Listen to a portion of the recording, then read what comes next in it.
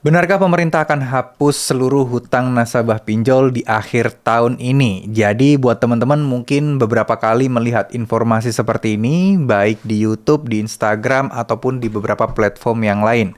Nah, sebenarnya banyak banget ya terjadi kesalahpahaman terkait penghapusan hutang dan lain sebagainya. Jadi kalau saya melihat itu banyak orang yang mungkin terlalu mendramatisir dan juga membuat judul-judulnya ini jadi misleading gitu. Maksudnya iya, pemerintah memang ada wacana akan menghapuskan hutang, tapi itu bukan hutang pinjol. Itu tuh kayak hutang semacam kayak UMKM gitu loh, teman-teman ya. Jadi mungkin bisa jadi ya pinjaman online juga, tapi untuk UMKM, bukan untuk perseorangan dan juga bukan untuk pribadi.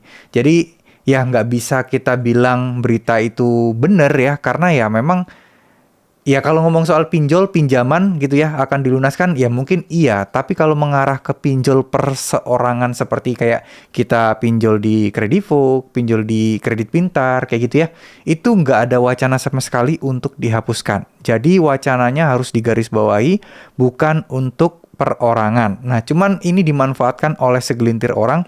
Jadi seakan-akan pinjol itu yang akan dilunaskan gitu, padahal enggak. Kalaupun iya, ini pasti akan jadi berita heboh dan akan jadi berita di mana-mana. Bahkan mungkin ya kayak di detik.com, CNBC dan lain sebagainya pasti akan memberitakannya juga. Karena ini adalah berita baik yang sangat menguntungkan masyarakat yang sudah terlanjur terjebak di hutang pinjol. Ya, kan mungkin harusnya pemerintah lebih baik nolong orang-orang yang galbe pinjol ya dibandingkan yang bermasalah atau mungkin yang terpuruk karena judol gitu kan. Ya itu kan agak aneh gitu. Cuman ya memang kalau misalnya teman-teman beruntung bisa jadi kok utang kalian itu dilunasi juga di akhir tahun, tapi bukan oleh pemerintah, tapi oleh pinjolnya sendiri. Loh kok bisa? Apakah pinjolnya baik hati? Apakah pinjolnya berubah pikiran atau gimana? Apakah ada pemutihan? Ya sebenarnya simpel ya, saya sudah jelaskan berkali-kali kalau memang pinjol itu kadang memang suka ada pemutihan dalam tanda kutip yang mana nggak terjadi ke semua orang tentunya. Tergantung dari klasifikasi atau prioritas kalian dulu. Apakah kalian dinilai sebagai nasabah yang kemungkinan kecil untuk bisa membayar ataukah teman-teman ini dinilai sebagai nasabah yang normal-normal aja yang mau ditagih sampai kapanpun ya tergantung ya. Semua itu tergantung dari apa ya istilahnya, dari apa yang kalian lakukan selama ini dan penilaian pinjol terhadap profil keuangan kalian itu bagaimana. Ya, kalau teman-teman masih kerja, masih ada penghasilan, biasanya sih akan tetap masuk ke prioritas. Tapi buat orang-orang yang mungkin sakit, terus kemudian mungkin udah tidak bekerja lagi karena di PHK, itu biasanya akan dimundurin prioritasnya dan biasanya orang-orang seperti inilah yang akan diprioritaskan untuk dilunaskan. Ya, terutama bagi orang-orang yang mungkin ya mohon maaf ya terus meninggal gitu loh.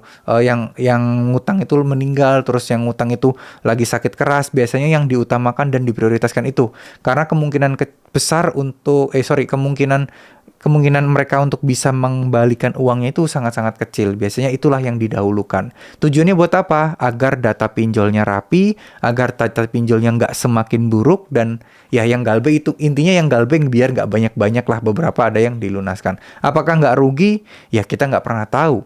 Toh dari data di akhir tahun 2023 kemarin, OJK merilis sebuah berita bahwa pinjol itu malah banyak untungnya dibandingkan ruginya. Jadi ya kan yang galbe kan mungkin bukan kita mungkin cuman kita aja gitu loh.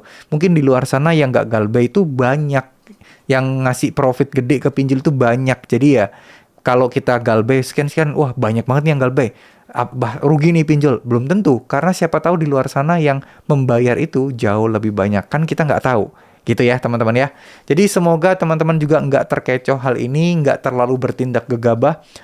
Intinya sih saya cuma sampaikan nggak usah terlalu dipusingin masalah pinjol, pelan-pelan aja. Yang penting masalah kalian tahu masalahnya di mana, kalian niatkan untuk bisa menyelesaikannya, dan yang paling pasti dan yang paling penting adalah teman-teman berusaha untuk melanjutkan hidup dan memperbaiki kondisi finansial kalian.